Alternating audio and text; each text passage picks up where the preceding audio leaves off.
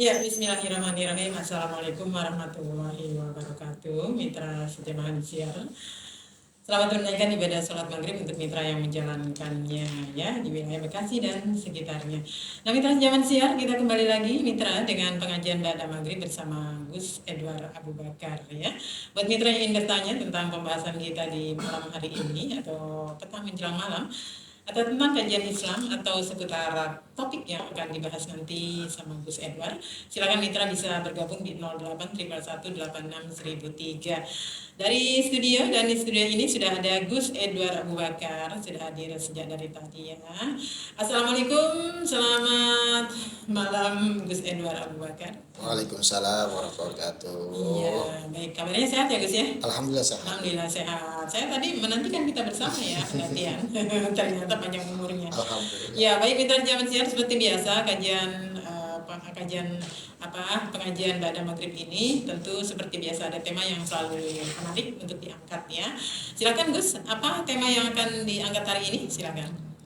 Baik, assalamualaikum warahmatullahi wabarakatuh. Alhamdulillahi rabbil alamin. Allahumma sholli ala sayyidina Muhammad wa ala ali sayyidina Muhammad.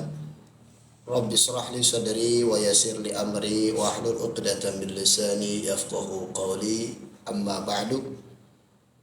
Mitra Al-Gangga di mana saja Anda berada, semoga Allah berikan sehat walafiat, panjang umur, berkah selamat dunia akhirat.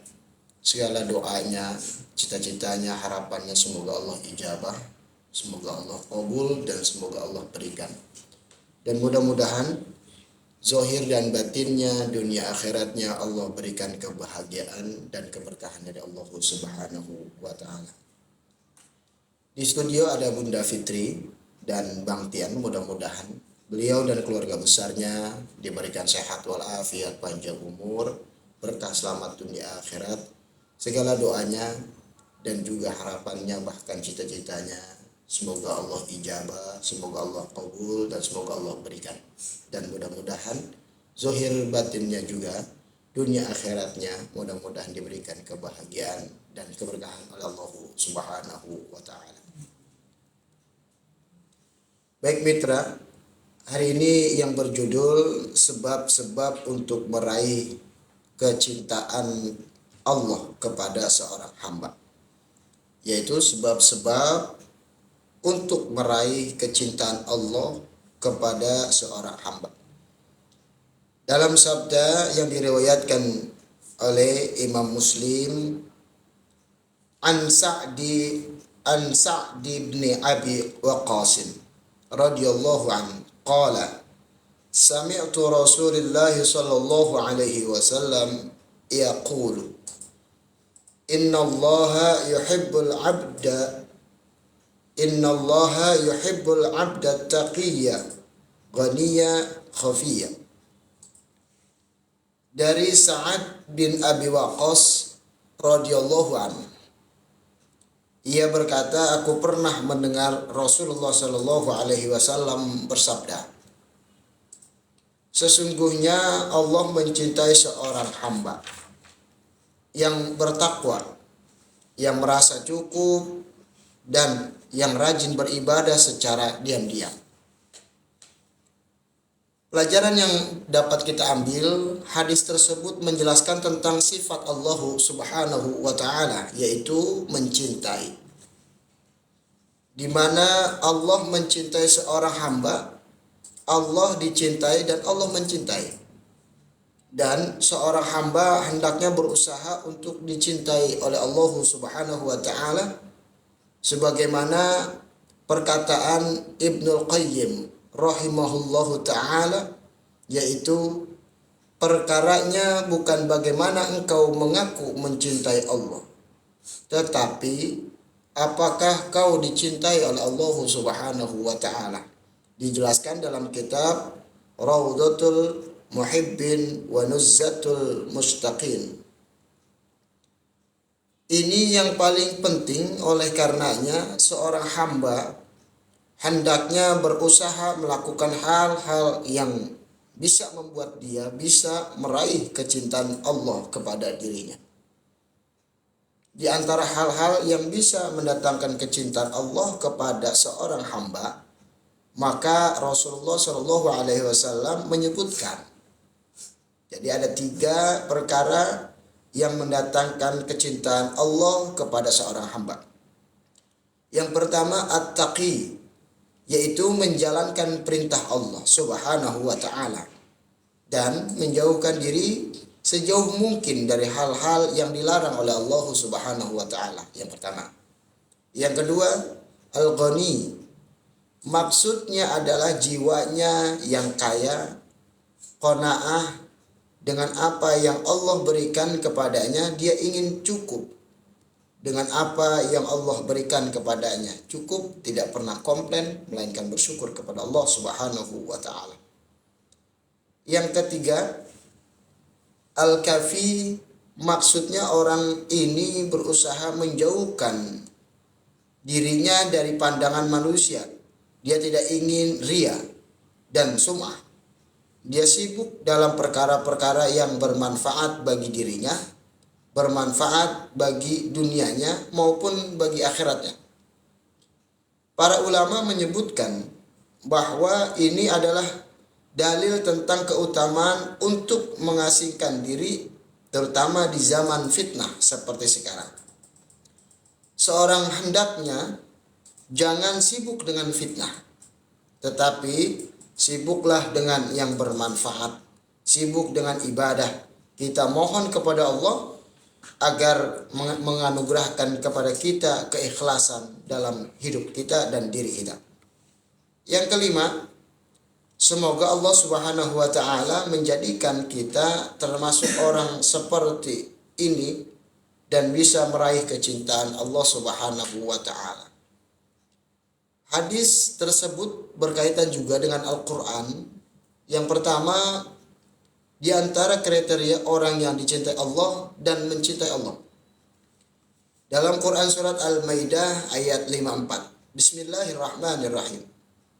Ya ayyuhalladzina amanu man yartadda minkum an dinihi fasawfa ya'tillahu biqaumin yuhibbuhum wa yuhibbunahu adillatin 'alal mu'minina a'izzatin 'alal kafirina yujahiduna fi sabilillah wala yakhafuna lawmata laimin dzalika fadlullahi yu'tihi man yasha'u wasi'un alim. Hai orang-orang yang beriman, barang siapa di antara kalian yang murtad dari agamanya, maka kelak Allah akan mendatangkan suatu kaum yang Allah mencintai mereka dan mereka pun mencintai Allah Subhanahu wa taala, yang bersikap lemah lembut terhadap orang-orang mukmin, yang bersikap keras terhadap orang-orang kafir, yang berjihad di jalan Allah dan yang tidak takut kepada celaan orang-orang yang suka mencela. Itulah karunia Allah Subhanahu wa taala diberikannya kepada siapa yang dikehendakinya. Dan Allah Subhanahu wa taala itu maha luas, yaitu luas daripada pemberiannya, lagi maha mengetahui.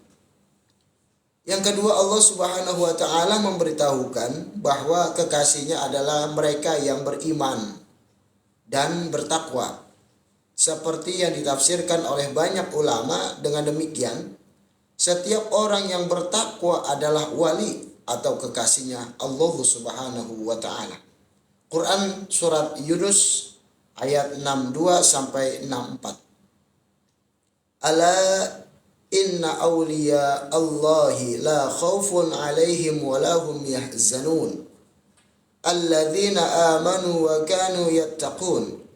Lahumul busyara fil hayatid dunya wa fil akhirati wa la tabdila likalimatillahi dzalika huwal fawzul azim.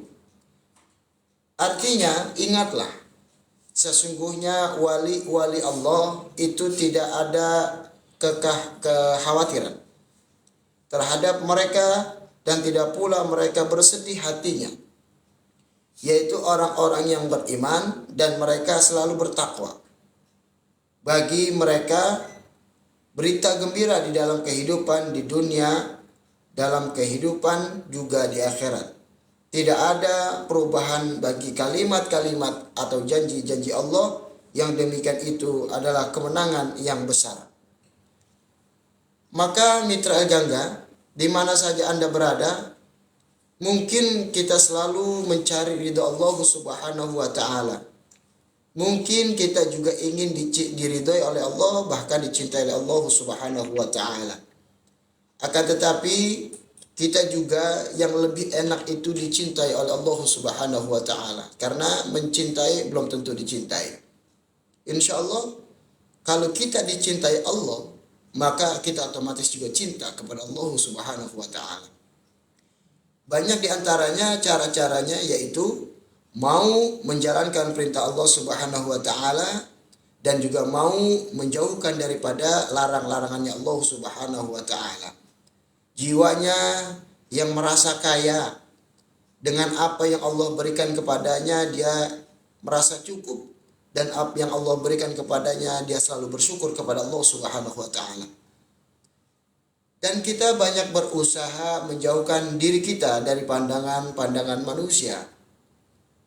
Karena apabila kita ingin dipandang manusia selalu, maka yang timbul pada diri kita mungkin ada sifat riya, sum'ah, dan lain sebagainya. Maka daripada itu, mari kita perlahan-lahan kita menjalankan perintah Allah dan menjauhkan daripada larangannya Allah Subhanahu wa taala. Wallahu a'lam bishawab. Ya, baik, mitra sejaman siar, ulasan dari Gus Edward Abu Bakar tadi terkait dengan topik yang kita bahas hari ini, sebab-sebab untuk meraih kecintaan Allah terhadap hambanya, ya Gus, ya. Betul. Nah, sepertinya mitra sejaman siar, kita selalu menginginkan menjadikan kekasih Allah, atau Allah mencintai kita sepenuhnya, ya. Dan sepertinya kita tahu semua bahwa kehidupan tidak hanya berakhir di dunia, tapi juga di akhirat. Betul. Oleh karena itu penting untuk kita mengetahui bagaimana cara mengejar cinta Allah. Nah, bagaimana Gus sebenarnya cara mengejar cinta Allah agar kita mendapat kebahagiaan dunia dan akhirat, baik itu selama di dunia ataupun kalau di akhirat. Ya. Jadi hendaknya seorang hamba atau seorang makhluknya Allah Subhanahu wa taala itu dia minimal tahu hidupnya dari mana dan untuk apa dan akan kemana, gitu ya. Jadi dari mana, untuk apa, dan akan kemana. Yang kedua, selalu mempertanyakan apa yang saya lakukan ada apa ya, konsekuennya enggak ini, ada tanya jawabnya enggak, gitu ya. Ada perhitungan enggak. Nah, yang kedua itu. Yang ketiga, kalau itu sudah dijalanin, insya Allah kita akan mengenal diri kita. Karena ada peribahasanya, kita bagaimana mau mengenal makhluk Allah yang lain kalau kita nggak kenal sama diri kita. Akan tetapi guru-guru saya mengajarkan, ada tuh dalam Al-Quran, kenal Allah dulu baru ibadah, gitu ya. Kenal Allah dulu baru ibadah. Maksudnya apa? Ya kenalin dulu Allah. Kalau kita ibadah kita nggak kenal sama Allah, buat apa? Contoh, kalau saya sering bilang tentang Bunda Fitri, terus ditanya, emang kenal Bunda Fitri? Kagak loh. Terus tadi kok sering ceritain Bunda Fitri, berarti kan bohong tuh Bun. Nah, yang baiknya itu kenal dulu. Kenal Allah Subhanahu wa taala, lalulah kita beribadah. Bahasa simpel gini, siapa Allah? Allah itu adalah Tuhan kita yang Maha Esa satu. Dia tidak beranak dan tidak diperanakan. Atau bahasanya tidak ada sebelum Allah dan Allah tidak memiliki keturunan. Apabila ini kiamat, sudah kiamat, Allah Maha kekal dan abadi. Kalau kita sudah mengetahui itu semua, maka kita pantas untuk beribadah kepada Allah Subhanahu wa taala. Maka dalam Al-Qur'an tuh ada yang dikenal dengan surat Al-Ikhlas. Kita baca tuh qul huwallahu ahad, Allahus samad. Surat Al-Ikhlas namanya, tapi dalam surat itu tersebut nggak ada bacaan atau kalimat Al-Ikhlas. Ternyata kita pahami kita harus ikhlas. Ikhlasnya apa? Mengikhlaskan bahwa qul huwallahu ahad, katakan Allah itu satu, dan lain sebagainya. Allah tidak diperanakan dan tidak beranak, gitu kan ya. Allah tidak apa namanya, tidak ketergantungan dengan makhluknya dan lain sebagainya. Jadi kita dengan ikhlas menerima, itulah Allah Subhanahu wa taala. Allah itu tunggal. Bahwa Allah tunggal, Allah berdiri dengan sendiri. Kalau kita berdiri dengan ketergantungan. Contoh, kita berdiri ya kalau kita lagi semangat ataupun lagi sehat kan gitu pun. Tapi kalau lagi lemes, jadi Allah itu nggak pernah lemes, nggak pernah sakit, nggak pernah. Tapi Allah selalu berdiri dengan diri sendiri karena semua ketentuan dari Allah Subhanahu wa taala. Jadi yang pertama dia harus kenal Allah Subhanahu wa taala, sehingga yang keempat itu adalah dia mau menjalankan perintah Allah dan mau menjauhkan daripada larang-larangan Allah Subhanahu wa taala, dan akan bahagia. Janji Allah kalau orang bertakwa itu pasti bahagia. Ya minimal bahagia gini pun karena dia sudah mengenal Allah. Karena dia sudah dekat, apa bahasa simpelnya kalau komunikasi, mungkin saya pengen banget tuh kenal sama Pak Presiden. Dari jauh baru dapat salam aja. Gus dapat salam dari Pak Jokowi gitu kan. Wah, senangnya luar biasa. Apalagi saya diundang ke sana dan bisa bicara langsung, Bun. Bla bla bla bla bla bla. Wah, apa rasanya? Itulah minimal saya kan nggak dapat dari Pak Jokowi, mungkin uang, mungkin apa nggak dapat. Cuman ada kepuasan saya bisa ketemu langsung, bisa deket dengan orang yang saya harapkan gitu kan ya. Contohnya kan gitu. Apalagi ini sang ilahi Allah Subhanahu wa taala, ketika dia sudah dekat dengan Allah, insya Allah Allah berikan kebahagiaan. Ya, baik mitra zaman siar ya. Mudah-mudahan apa yang diuraikan oleh Gus Edward beberapa kali cukup jelas untuk kita terapkan pada kehidupan kita sehari-hari. Nah, Gus, untuk mendapatkan cinta Allah itu tidak mudah ya. Kita harus melakukan dengan kontinu, dengan ikhlas, dengan pokoknya dengan serba perjuangan dan berkelanjutan gitu ya. Betul. Apa yang diinginkan oleh Allah Subhanahu wa taala. Lalu bagaimana Gus cara mewujudkan cinta kita kepada Allah agar Allah juga mencintai kita gitu dengan apa yang kita lakukan? Baik. Ya, saya menjawab dengan logika saja, Bun. Yeah. Kita punya orang tua. Ya. Bagaimana sih orang tua kita tuh mencintai kita sebagai anak? Berarti yang pertama apa? Kita harus patuh kepada orang tua. Kata orang tua misalkan, nak sholat. Yang kedua, nak bantu ngepel. Yang ketiga misalkan bantu nyuci ataupun dan lain sebagainya. Pelan-pelan kita jalanin. Orang tua juga nggak bakalan nyuruh ini semua ya dari depan sampai dalam rumah semua kamu ngerjain, nggak mungkin. Karena orang tua tahu kapasitas daripada anak-anaknya. Semampunya. Yeah. Jadi bahasanya pelan-pelan nih. Bilang aja sama mama kita, mah kayaknya aku nyapu doang deh, belum bisa ngepel. Kan gitu ya bisa. Yang satu, mah aku ngepel deh, adik tuh nyapu nggak apa-apa kan gitu. Nah, dengan seperti ini orang tua akan melihat, oh anak saya baik-baik dan saya cinta. Berarti apa?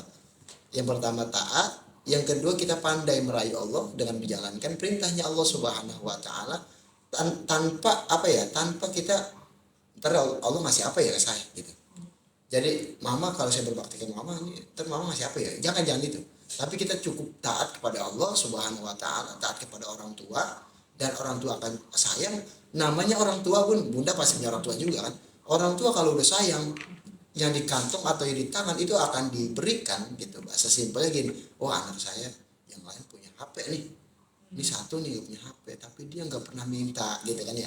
Terus dia juga nurut, manut dan lain sebagainya. Ya udah besok pagi diajak ke mall deh. Sehingga cerita pagi kan diajak, dek ikutnya mama. Ngapain mah? Ke mall. Ngapain? Beli HP buat kamu. Oh nggak usah mah, udah nggak apa-apa. Nah ini loh, dia ikhlas, dia manut, dia nggak mengharapkan balasan dari orang tua. Tapi orang tua juga punya hati, bahasa simpelnya gitu. Apalagi Allah yang memiliki maha pengasih lagi maha penyayang, itu hanya makhluk yang kasih dan menyayangi anaknya. Apalagi Allah Subhanahu wa taala, bahasa simpelnya surga pun dikasih. Surga kan luar biasa gitu. Iya. Jadi Allah itu memberikan katakanlah peraturan kepada kita makhluknya, tapi tidak membebani. Enggak. Tapi harus bertanggung jawab ya dengan apa yang diinginkan Allah Subhanahu wa taala terhadap hambanya. Betul. Agar mendapatkan itulah dia cinta kasih sayangnya. Betul. Baik Gus Edward, seperti biasa mungkin Gus saya tahu ya bahwa banyak sekali schedule yang harus dijalani ya setiap harinya, dan tentunya hari ini akan begitu juga seperti hari-hari kemarin. Baik, sebelum menyudahi perjumpaan kita ya di gelaran pengajian pada maghrib ini, tadi topiknya adalah sebab-sebab untuk meraih kecintaan Allah terhadap hambanya. Mungkin ada sesuatu yang ingin disampaikan terus ya. Ketika kita mencoba pengen berbakti kepada orang tua dengan ikhlas, dengan apa yang kita bisa kita lakuin, dan kita nggak usah jelek-jelekin saudara kita ataupun nggak nggak cari buka sama orang tua, insya Allah Allah akan menggerakkan hati orang tua kita, dan orang tua kita akan senang apa yang kita kerjakan. Itu namanya keikhlasan. Yang kedua, kita harus jalani sesuatu dengan ketaatan. Ketaatan itu bukan berarti sehari harus lari 100 putaran, enggak. Tapi ketaatan itu kalau kita bisa 1 putaran, ya udah lakuin 1 putaran larinya, jangan sampai 100 putaran. Tetapi minimal kalau dalam taat kepada Allah Subhanahu wa Ta'ala, kita ngelakuin tuh, Allah udah kasih keringanan 5 waktu sholat, baik isya, subuh, zuhur, asar, maghrib dan lain sebagainya. Yang 5 waktu tuh itu minimal itu. Dan alhamdulillahnya itu setiap sholat itu waktunya jauh-jauh. Coba bagaimana kita sholat itu, habis sholat lagi. Kapan kita makan, kapan kita bahasanya nyantai dan lain sebagainya. Maka ayo kita pelan-pelan kita senengin Allah. Bukan berarti kita jadi yang kita kejar itu dicintai Allah. Berawal dari mencintai Allah. Mencintai Allah nggak ada duanya deh, itu simpelnya. Kita nggak bakal kecewa kalau kita mau berbakti kepada Allah Subhanahu wa Ta'ala. Maka mitra, dengan apa yang kita punya, dengan apa yang kita miliki, dengan kapasitas kita miliki, pelan-pelan kita ambil itu pepatah orang Jawa, alon-alon si kelakon gak apa-apa, pelan-pelan aja, ntar kita juga kesampean, tapi tanpa membunuh karakter orang lain, tanpa membinasakan daripada kepribadian orang lain. Bismillahirrahmanirrahim. Allah, la haula wala quwata illa billah. Kita berlindung kepada Allah Subhanahu wa Ta'ala. Apalagi ini dikit lagi mau lebaran haji. Orang udah pada berangkat mau melaksanakan ibadah haji. Mudah-mudahan kita semua di tahun depan bisa melaksanakan ibadah haji, ibadah umroh di Baitullah. Terus kita minta kepada Allah Subhanahu wa Ta'ala. Dan jangan lupa kita selalu yakin kepada Allah, karena minta harus butuh keyakinan. Mari kita berdoa kepada Allah Subhanahu wa Ta'ala. Mudah-mudahan doa-doa kita dijabah oleh Allah Subhanahu wa Ta'ala. Astaghfirullahaladzim, astaghfirullahaladzim, astaghfirullahaladzim. Alhamdulillahirabbil alamin. Allahumma shalli ala sayyidina Muhammad wa ala ali sayyidina Muhammad. Rabbana zalamna anfusana wa illam taghfir lana wa tarhamna lanakunanna minal khasirin. La ilaha illa anta subhanaka inni kuntu minadh dhalimin. La haula wala quwwata illa billahil aliyyil azim. Allahumma arinal haqqa haqqan warzuqna ittiba'ah wa arinal batila batilan warzuqna ijtinabah. Rabbana atina fid dunya hasanah wa fil akhirati hasanah wa qina adzaban nar. Wa sallallahu ala sayyidina Muhammadin wa ala alihi wa sahbihi wasallam. Walhamdulillahirabbil alamin. Assalamualaikum warahmatullahi wabarakatuh.